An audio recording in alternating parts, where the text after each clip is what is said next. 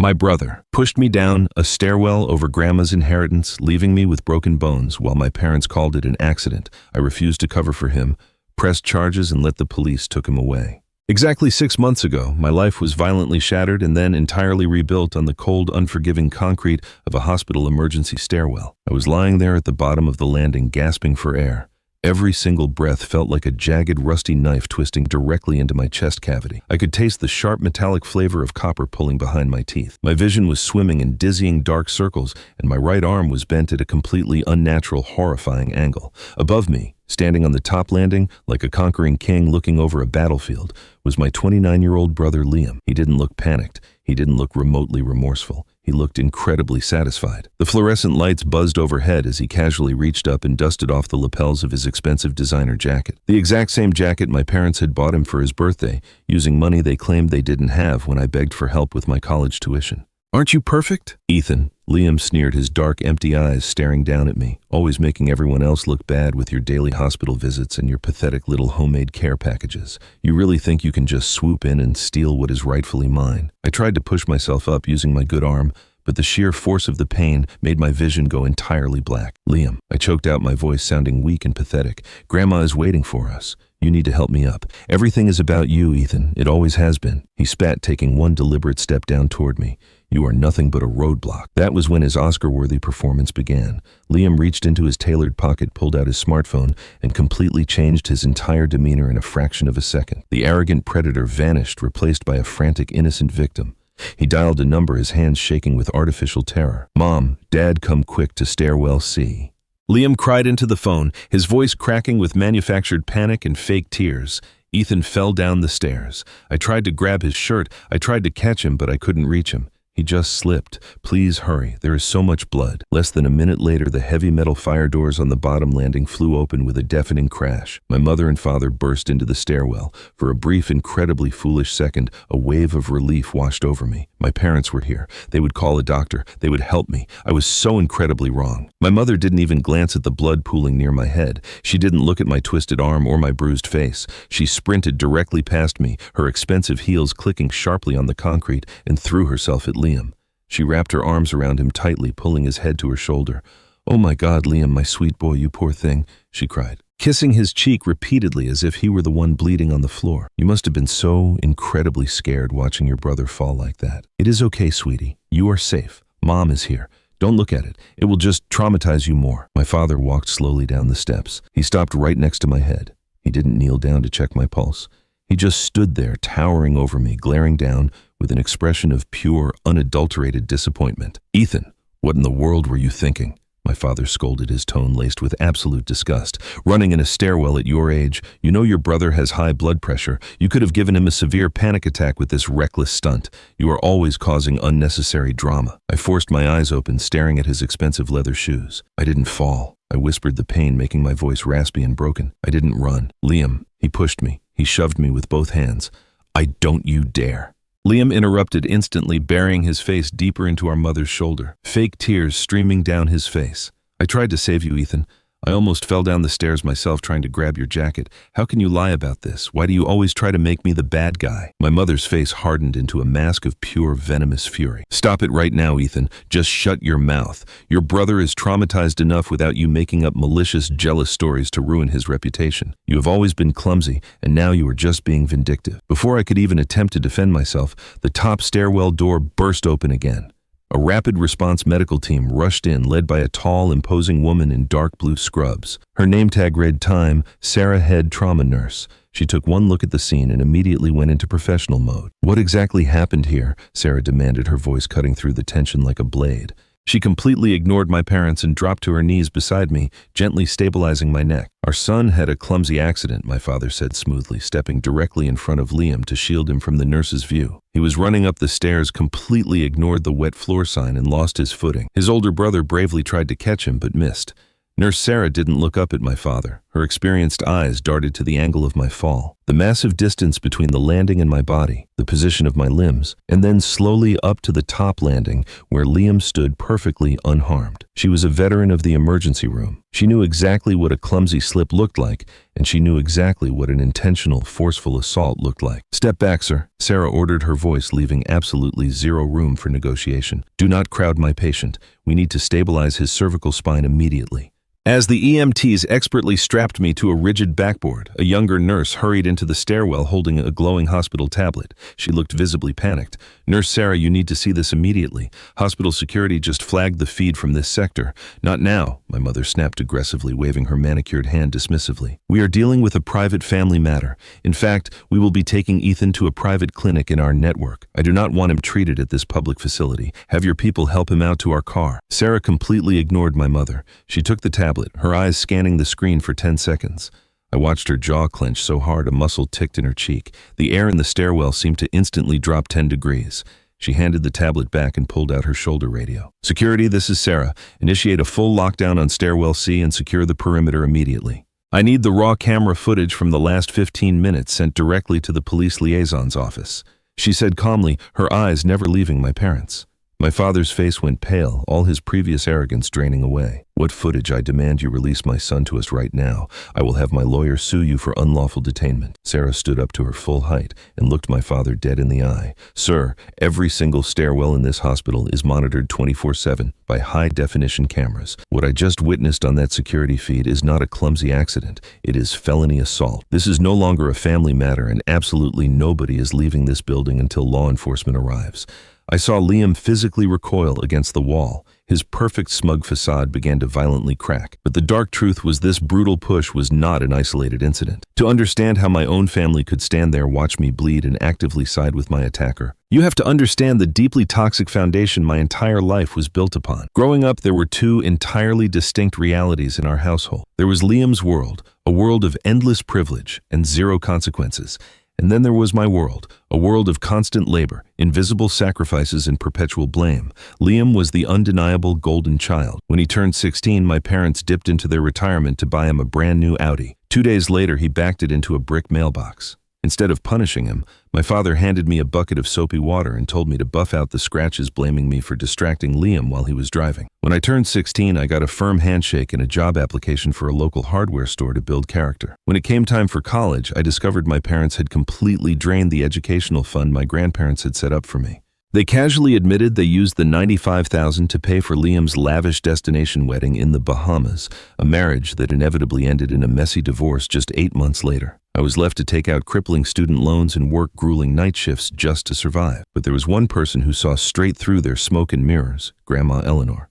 Eleanor was my father's mother, a fiercely independent woman who built a highly lucrative real estate portfolio from scratch. She did not tolerate manipulation, and she absolutely despised Liam's entitlement. A year ago, Grandma Eleanor required high-risk open-heart surgery, needing round-the-clock intensive care for her 6-month recovery. My parents instantly bailed. My father claimed his executive job was too demanding. My mother claimed she had too many charity galas. Liam dramatically sighed, said hospitals depressed his creative energy, and booked a 3-week vacation to Cabo. So I stepped up. I broke my apartment lease and moved my entire life into Eleanor's historic mansion. For 6 months, I cooked her specific dietary meals, managed her complex medications, bathed her when she was too weak to stand, and worked my remote job late into the night. We bonded deeply. She watched me meticulously balance my meager salary to pay my loans while helping her manage her multi-million-dollar estate paperwork. 3 months ago, Liam came over unannounced. I was in the kitchen when I heard a violent crash from Eleanor's private home office. I ran in to find Liam standing aggressively over a forcibly open filing cabinet, his face purple with rage, tightly gripping a thick legal document. It was a certified copy of Grandma Eleanor's updated will and living trust. "What the hell is this, Ethan?" Liam screamed, shoving me hard against a bookshelf. "She is leaving the historic property, the stock portfolio, the liquid assets, everything to you. You manipulated a sick old woman. That money belongs to me. It is my birthright." Suddenly, Grandma Eleanor appeared in the doorway, leaning heavily on her wooden cane. "Put my private papers down and get out of my house this instant," she commanded, her voice shaking the walls. "Ethan didn't manipulate anything. I changed my will because he is the only person in this family with an ounce of integrity. If you ever lay a hand on your brother again, I will make sure you don't get a single dime from your father's estate either." Liam dropped the papers, glaring at me with pure, unadulterated hatred. "This is not over, Ethan," he hissed. That was the exact moment my life became a daily terrifying hazard. Over the next few months, strange, dangerous accidents started happening whenever my family was around. At a family BBQ, Liam tripped and shoved me off a concrete patio into a thorny rosebush. At the grocery store, a heavy wooden pallet mysteriously toppled over exactly where I was standing. At the hospital 3 weeks ago, Liam's foot hooked my ankle near a water fountain, sending me smashing my chin into the porcelain, requiring 6 stitches. My parents always laughed it off completely, dismissing my claims and labeling me an uncoordinated liability. And then came today, the hospital stairwell. The moment he decided small accidents weren't enough to remove the obstacle to his wealth. Update 1. The emergency room was a chaotic, dizzying blur of harsh lights and frantic shouting. I was lying flat on a stiff gurney in Trauma Bay 3, my chest tightly wrapped in thick bandages. The x-rays had just confirmed the brutal reality: 3 severely broken ribs, a hairline fracture in my collarbone, and a shattered wrist. Through the thin blue privacy curtain, I could clearly hear the vicious argument in the hallway. My parents were absolutely furious. "This is completely outrageous." Yeah, my father yelled, slamming his heavy hand against a metal medical cart. "I'm a respected corporate executive. We are not allowing our son to be locked in a room and interrogated like a common street thug. I demand you process the discharge papers for Ethan immediately. Your son pushed his brother down a concrete flight of stairs with enough force to break bones." Nurse Sarah replied, her voice dangerously calm and unyielding. "The local police department has already been dispatched. We are treating this as a crime scene." As the privacy curtain was yanked back abruptly, Dr. Aris, the senior attending trauma surgeon, stepped firmly into my bay, followed closely by Nurse Sarah. They ignored the screaming match outside. "Ethan," Dr. Aris said, his expression incredibly grim, "I need you to listen to me very carefully. Are you in fear for your life outside of this building?" I stared down at my heavily bruised hands, the suffocating weight of my family's ultimate betrayal pressing down on my broken chest. "I live with my grandmother right now," I murmured, my voice shaking. Nurse Sarah stepped forward, holding her glowing tablet. "While you were down in radiology, our risk management team pulled your medical history. We noticed a very distinct, highly disturbing pattern. We went back and reviewed the archive security footage from your previous visits to this hospital with your grandmother." My heart began to hammer violently against my broken ribs. 3 weeks ago, you required 6 stitches by the water fountain. 2 months before that, a severely sprained ankle in the parking garage. Last month, a mild concussion near the cafeteria. We pulled the high-definition archival tape for every single one of those incidents. The silence in the trauma bay was deafening. "What did you see?" I whispered, though I already knew the answer. "We saw your brother," Dr. Aris said firmly, his voice filled with righteous anger. "We saw him intentionally stick his foot out of the fountain. We saw him aggressively shove you from behind in the parking garage. We have exactly 6 documented, crystal clear, recorded accidents on hospital property. In every single one, Liam is the aggressor, and your parents are standing right there watching it happen in real time, actively looking the other way." The remaining breath completely left my lungs. I knew they enabled Liam, but to hear a medical professional confirm they actively watched him systematically abuse me and covered it up, it broke something fundamental deep inside my soul. I was nothing but acceptable collateral damage in their desperate mission to protect their golden child. The curtain flew open with violent force. My father stormed in, his face bright red, Liam cowering cowardly behind his broad shoulders.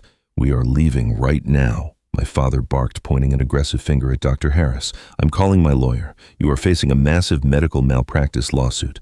You are not in charge here, sir," Dr. Harris stated, towering over my father with quiet authority. "Ethan is an adult, as mandated reporters. This violent cycle of abuse stops today." My mother aggressively pushed past my father, rushing to my bedside. She grabbed my uninjured left hand, digging her manicured nails painfully into my skin. Her eyes were wide and pleading, but a vicious threat lingered right beneath her sweet tone. "Ethan, please listen to me," she whispered frantically. "Tell them it was a huge mistake. Tell them you tripped on your shoelaces. If they arrest Liam, it will ruin his life. He'll lose everything. You know he just gets a little hot-headed. Please, for the sake of our family, be the bigger person." I looked deep into the eyes of the woman who birthed me, actively begging me to swallow my trauma and ignore my shattered bones just to keep her favorite son out of a jail cell. For 25 years, I had absorbed the pain to keep their twisted version of peace. A fire ignited deep in my chest, burning away decades of fear and submission. I yanked my hand violently out of her grasp. "No," I said, my voice ringing out clear and unwavering. My mother gasped loudly, stepping back as if I had physically struck her. "Ethan, what are you doing? I'm completely done." I said, looking directly into my father's shocked eyes. I'm done being your designated punching bag. He didn't slip. He actively tried to kill me so he could steal Grandma's inheritance. I turned to Nurse Sarah. Call the police. Give them everything you have. I want to press full criminal charges, you little ungrateful bastard. Liam snarled, losing his victim facade instantly. He lunged forward with his fists raised, but before he could take 2 steps, Dr. Harris shoved him incredibly hard against the metal doorframe. A heavy-set hospital security guard stepped into the room, placing his hand threateningly on his utility belt, forcing Liam back into the hallway. 10 minutes later, Detective Hayes confidently walked into Trauma Bay 3. She was a seasoned, tough-as-nails investigator. After clearing my toxic family into an isolated holding area, she sat beside my bed. I told her absolutely everything. The push, the cruel words, the fake phone call, the inheritance dispute, and the escalating dangerous accidents. Hayes took meticulous notes but looked at me with a neutral expression. Inheritance disputes are common motives, she noted quietly. But I have to be honest, Ethan. Proving criminal intent in a fall is notoriously difficult. A good defense attorney will argue it was a sibling scuffle. Getting a DA to bite on premeditated attempted murder is a massive legal leap. As if on exact cue, a sharp-dressed man wearing a custom Italian suit strode aggressively into my bay. It was Sterling, a notoriously ruthless corporate defense lawyer my father kept on permanent retainer. Detective Hayes, Sterling said smoothly, oozing fake charm. I formally represent Liam and his parents. We are demanding Liam be released immediately. There is zero credible physical evidence of a crime here. Only the rambling accusations of an unhinged sibling with a highly documented history of severe mental instability. I felt my heart drop like a stone. Mental instability. Sterling turned his predatory gaze directly to me. My client's brother has been under immense crushing stress, acting as a full-time caregiver for an elderly dementia patient. We are fully prepared to bring in highly paid medical experts to testify. He is suffering from severe paranoia delusions and caregiver burnout. He lunged aggressively at my client in a manic state on that stairwell, lost his footing and fell. Liam heroically tried to catch him but failed. This is a tragic accident, not a crime. Hayes crossed her arms. We have high-definition security footage of the explicit push, Mr. Sterling. Sterling smiled, a cold reptilian stretch of the lips. Video without audio is entirely subjective, Detective. It will simply show a chaotic struggle. If you arrest my client on this incredibly flimsy evidence, I will personally file a massive, multi-million-dollar defamation lawsuit against this hospital, your precinct, and this young man. The room grew incredibly tense. My parents had brought in the absolute heaviest artillery to crush me into silence. Just as Hayes was about to sharply respond, a young man wearing a hospital IT uniform jogged urgently into the room. It was Noah, the lead security technician. He looked out of breath, gripping a small silver USB drive triumphantly. "Excuse me, Detective," Noah interrupted, completely ignoring the glaring $1 million lawyer. "Nurse Sarah asked me to pull the raw data files from the Stairwell C camera. It was a code red priority." "We already have the video file, son," Hayes said gently. "Yes, ma'am, I know," Noah replied, rapidly plugging the USB drive into Sarah's tablet on the desk. "But you see, Stairwell C is an old emergency exit. Last month, administration upgraded the entire security system to include high-definition environmental audio recording to strictly monitor for fire alarms. I just spent the last 20 minutes running the raw file through our audio extraction software to isolate the voices from the background echo." Lawyer Sterling's arrogant smile instantly vanished. He took a quick step forward. "I object to this entirely. This is an illegal wiretap in a private facility. A public hospital stairwell has absolutely zero reasonable expectation of privacy, counselor." Hayes snapped back fiercely. "Play the audio, Noah, now." Noah tapped the screen. The tiny electronic hiss of the concrete stairwell filled the silent trauma bay. And then, clear as absolute day, Liam's voice echoed loudly from the small speakers. But it wasn't the conversation we had right before the push. It was a phone call he had made exactly 10 minutes prior, pacing the top landing alone while waiting for me to walk up the stairs. "I don't care what Dad says." Liam's recorded voice snarled aggressively, dripping with venom. "I'm not letting that little rat take the house. It's prime historic real estate. If the old bat dies and he gets control of the trust, I am totally screwed. No, listen to me. One more accident should do it permanently. I'm going to push him down the concrete flight in Stairwell C. It's a completely blind corner. I'll just say he tripped and I tried to catch him. With his injuries, he will either give up the claim out of fear or be too brain damaged to fight me in probate court. I'm taking care of the obstacle right now. Just have the lawyer ready." The audio clicked off. The silence that followed was absolute, heavy, and profound. The air was completely sucked out of the room. Lawyer Sterling stared blankly at the tablet, his face completely drained of all color, looking like he had just seen a ghost. He slowly reached down and closed the golden clasps of his expensive leather briefcase with a quiet click. He was a shark, and he knew exactly what a sinking ship looked like. Detective Hayes stood up slowly, a grim, victorious smile playing on her lips. Subjective video, Mr. Sterling, severe paranoia. Your client just explicitly confessed to premeditated attempted murder on a crystal-clear audio tape. He established a financial motive, the physical method, and the lethal intent. Sterling didn't say a single word. He didn't try to argue. He just nodded tightly, turned around on his expensive heels, and walked straight out of the trauma bay, completely abandoning my family to their inevitable fate. Hayes unclipped the heavy steel handcuffs from her duty belt. They clinked together with a sound that felt like absolute freedom. Hang tight, Ethan. The storm is about to hit the hallway. Update 2. I thought the audio recording was the ultimate weapon that would end this nightmare. I was incredibly wrong. The real bomb was about to be dropped, and it was coming from the one person my parents feared more than anyone else in the world. My parents were still sequestered in the windowless holding area near the cafeteria, blissfully oblivious to the catastrophic reality that Liam had just explicitly confessed to attempted murder on tape. They truly thought Arthur Sterling was currently bullying the detective into dropping the charges. They had absolutely no idea that a real, unyielding reckoning was rolling down the corridor. I heard the steady, rhythmic squeak of a heavy-duty hospital wheelchair cutting sharply through the sterile silence. Nurse Sarah pulled back the heavy blue privacy curtain just as the wheelchair rounded the corner. Sitting there, dressed in a standard-issue faded hospital gown, but looking like an absolute untouchable queen commanding a crown, was Grandma Eleanor. Despite her recent open-heart surgery, her spine was straight as an iron rod. Her silver hair was neatly pinned back, and her sharp blue eyes blazed with a cold, meticulously calculated fury. She was flanked on her left by Dr. Aris, and on her right by a tall, incredibly imposing man in a tailored charcoal suit, clutching a massive, thick black leather binder. Ethan, Grandma Eleanor said, her voice slightly raspy but carrying an undeniable heavy weight. She looked at my heavily bandaged chest and shattered arm. A brief, incredibly painful flicker of profound sorrow crossed her eyes, instantly replaced by absolute terrifying resolve. I specifically told you I would protect you. I'm so profoundly sorry it came to this brutal escalation. Before I could respond, the heavy double doors burst open. My parents, having arrogantly convinced a young security guard they had a right to exit the holding area, marched aggressively down the corridor toward my bay. Liam was hiding in their shadow, still wearing that untouchable smirk, completely oblivious to the legal nuclear bomb that had just dropped. Ethan, this ridiculous farce has gone on long enough. My father boomed, his expensive shoes clicking aggressively. He didn't even notice Grandma Eleanor yet. We just tried calling Sterling's cell, and his secretary said he had an emergency.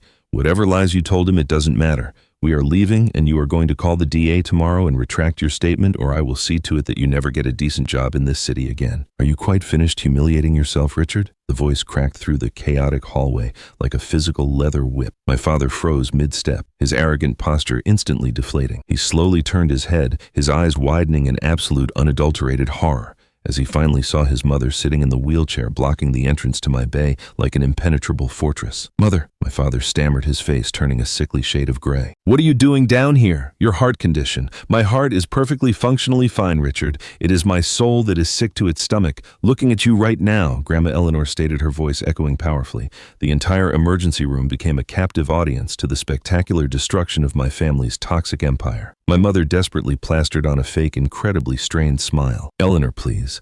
Darling Ethan just had a very clumsy, unfortunate fall on the stairs. Liam bravely tried to catch him. It is just a private family matter. We are handling it. Grandma Eleanor looked at my mother with such intense, unfiltered disgust that my mother physically flinched. A private family matter, Eleanor repeated dangerously. You stand there covered in expensive diamond jewelry paid for entirely by my late husband's company, and you explicitly lie directly to my face. You think I don't know exactly what you three disgusting parasites have been doing behind my back? Liam scoffed loudly, crossing his arms. Grandma, calm down. Ethan is just playing the pathetic victim again to manipulate you into giving him more money. He is completely crazy. Grandma Eleanor didn't yell at Liam. She simply raised her frail hand and snapped her fingers loudly. The tall man in the charcoal suit immediately stepped forward and opened his massive black leather binder. Richard, Susan, Liam, Eleanor said, her tone shifting to that of a ruthless corporate executive conducting a hostile takeover. I would like to formally introduce you to Mr. Caldwell. He is a senior forensic accountant and a former federal prosecutor. I quietly hired his private investigator firm exactly 10 months ago. The remaining color completely vanished from my parents' faces. They looked like they were staring directly at a firing squad. 10 months ago, my father whispered, trembling violently. Yes, Richard, Eleanor confirmed coldly. Right around the time, I noticed Ethan constantly showing up to my house to cook my meals while sporting unexplained bruises and a perpetual look of absolute terror in his eyes. Right around the Liam suddenly started taking first-class luxury vacations while claiming he was completely broke. I'm not blind, Richard. I had no idea the terrifying depths of your absolute moral bankruptcy until Mr. Caldwell brought me his weekly reports. Mr. Caldwell adjusted his glasses and began to read directly from the binder in a loud, authoritative voice. Over the past 10 continuous months, our firm has fully documented 3 separate instances of Liam intentionally destroying Ethan's personal property. Furthermore, we have successfully subpoenaed restricted bank records, proving that Richard and Susan actively drained a federally protected college fund set up by Eleanor for Ethan to fund Liam's lavish destination wedding. Finally, we have obtained private timestamp security footage from the grocery store, the country club, and this very hospital's parking garage. This footage explicitly shows Liam intentionally causing severe physical harm to Ethan on 4 separate occasions, with both Richard and Susan physically present, actively concealing the crimes. My mother's legs gave out entirely. She let out a pathetic gasp and literally collapsed heavily against the cold hallway wall, sliding down to the linoleum floor, clutching her chest. "Mother, please, I'm begging you." My father pleaded, genuine tears welling in his eyes, not out of guilt for what he had done to me, but out of sheer terror for his bank accounts. We were just trying to protect Liam. A police investigation would ruin his life. You can't do this to your own blood. You made your ultimate choice about family and blood when you stood there and watched Ethan bleed on that concrete and then aggressively told him to shut his mouth to protect a violent criminal. Eleanor fired back, shaking with righteous rage. "You thought you could just wait patiently for me to die. Bully Ethan into giving up his inheritance and walk away with my real estate empire." She turned to Mr. Caldwell. "Give them the final documents." Mr. Caldwell pulled out 3 thick manila envelopes and methodically handed one to my father, one to my weeping mother, and one to a paralyzed Liam. "What is this?" Liam demanded, his hands shaking as he ripped open the envelope, pulling out a massive stack of heavily notarized legal paper. That Grandma Eleanor said, a cold, incredibly satisfying smile spreading across her face, "is your brand new permanent reality. As of 9:00 this morning, my team of attorneys officially finalized the paperwork. My entire estate, all the historic properties, the massive stock portfolio, the corporate holding company, and every last dime I possess have been permanently and legally transferred into an irrevocable trust. The sole exclusive beneficiary and executive of that trust is Ethan." My father physically dropped the heavy envelope. The paper scattered chaotically across the floor. An irrevocable trust meant it could absolutely never be changed, never be contested, and never be touched by a probate court. The money was completely locked away behind an impenetrable legal wall. "Furthermore, I have officially legally severed all financial and corporate ties with you, Richard." Eleanor continued with devastating finality. "The beautiful suburban mansion you currently live in is entirely owned by my holding company. I just signed the eviction notice. You have exactly 30 days to completely vacate the premises. Your exorbitant monthly allowance is permanently terminated.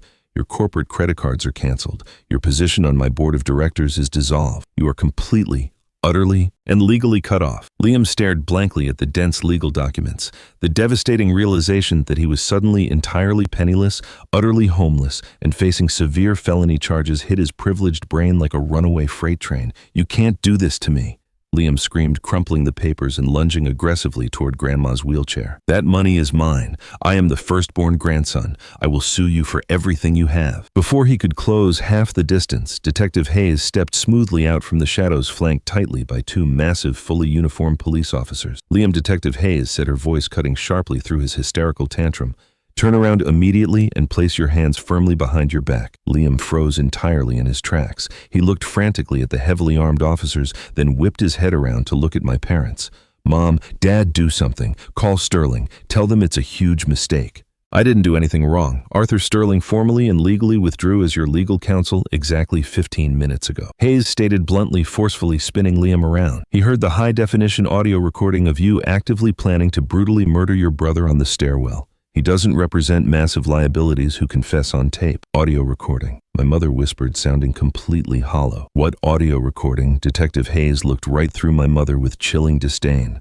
"Stairwell C has high-definition audio recording. We have your precious son on tape exactly 10 minutes before the violent assault, detailing his explicit plan to push Ethan down the concrete stairs in order to severely injure him and force him to forfeit his inheritance.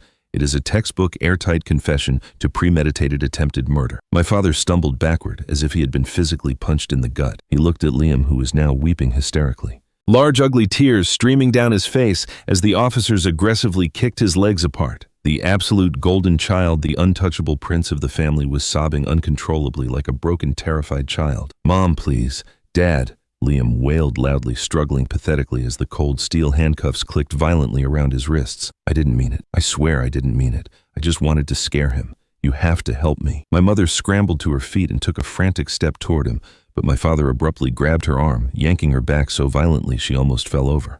Survival instinct, raw and incredibly selfish, had finally kicked in. Richard realized that associating with Liam meant going down with a sinking ship. "Richard, let me go. They are taking our boy," my mother cried. "Shut your mouth, Susan," my father hissed vehemently, his voice trembling with a coward's absolute panic. "Do you not understand what is happening? Eyes on a police tape explicitly planning a murder. If we say a single word to defend him, they will charge us as active accessories. We have to distance ourselves from him right this second to save ourselves."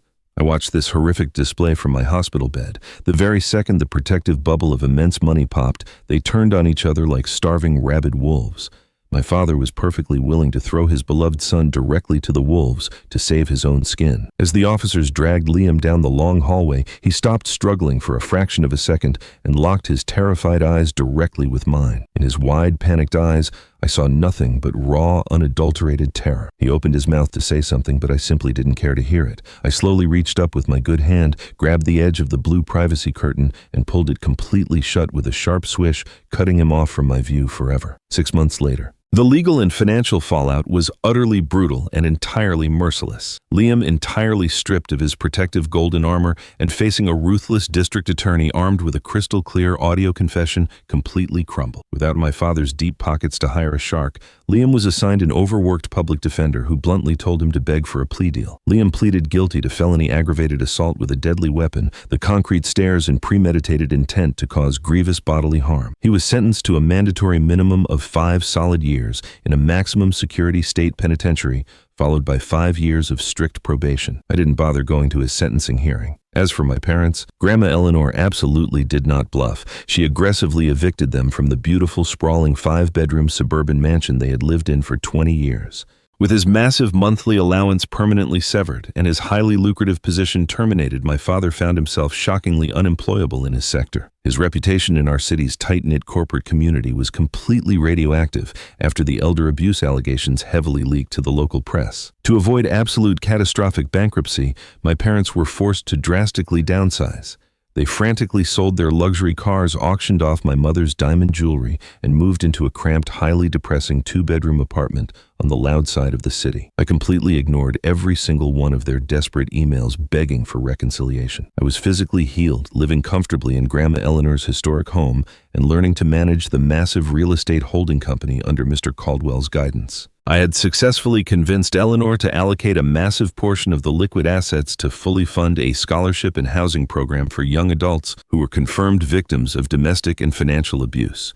I was turning my darkest trauma into a weapon of mass creation. But yesterday, a final twist arrived in the mail. It was a slightly crumpled white envelope heavily stamped with official red ink from the Maximum Security State Correctional Facility. It was from Liam. I opened it carefully. The letter read, "Ethan, I'm not writing this to ask for your forgiveness. Being locked in an 8x10 concrete cell for 23 hours a day breaks you down. I am writing this strictly because I owe you the absolute truth about how things escalated so violently. Yes, I was furious about the inheritance, but I wasn't the only one whispering in your ear. And I wasn't the only one who wanted you gone. For 6 entire months before the incident on the stairs, our cousin Caleb was calling my cell phone almost every single day. He works at the downtown law firm as a paralegal, and he illegally peeked at Grandma's highly confidential files. He was the one who kept aggressively telling me that you were planning to kick Mom and Dad out on the street the second Grandma died to punish us all. He kept saying, if Ethan just wasn't around, you'd get the entire estate, and then I could help you manage the portfolio to make us both rich. He wound me up like a cheap, stupid toy and pointed me directly at you. He desperately wanted us to violently destroy each other so he could easily swoop in as the supportive nephew and manipulate Grandma into giving him control of the trust. I pulled the trigger on that stairwell, and I ruined my own life, but you need to watch your back. Caleb is an absolute snake in the grass, and he is still out there playing the good guy waiting for an opening. Stay safe. Liam. Cousin Caleb, the quiet, seemingly supportive, entirely forgettable cousin who had immediately texted me when I was lying in the hospital bed offering his deepest condolences. He had been the completely invisible, malicious puppet master the entire time, constantly stoking Liam's profound narcissism and endless greed, hoping to orchestrate a fatal collision so he could quietly collect the highly lucrative debris. A year ago, this revelation would have sent me into a blind, terrifying panic. I would have felt completely overwhelmed by the inescapable toxicity of my extended bloodline. But sitting inside a historic house I legally owned, backed by an ironclad legal trust and a team of ruthless, incredibly expensive lawyers, I didn't feel a single ounce of fear. I just felt a profound, overwhelming pity for every single one of them. They were all playing a vicious, miserable, zero-sum game of chess, entirely destroying their own pathetic lives for money they didn't even earn. I didn't want to play their stupid game anymore. Without a single word of hesitation, I walked over to the grand stone fireplace, where a small fire was crackling pleasantly, and tossed Liam's letter directly into the hottest part of the orange flames. Let Caleb live with his pathetic failed schemes. Let him wonder why he never got a dime. If he ever tries to come anywhere near us, Mr. Caldwell can absolutely deal with him. I'm not going to spend another single second of my beautiful life endlessly chasing the toxic ghosts of a family that never truly loved me. Sometimes, hitting absolute rock bottom on a cold, unforgiving concrete landing is the only possible way to realize you finally have a solid foundation to stand up on. You cannot ever heal in the exact same toxic environment that originally made you sick. I am Ethan. I'm 25 years old. I successfully survived my family, and for the very first time in my entire life, I'm exactly where I belong.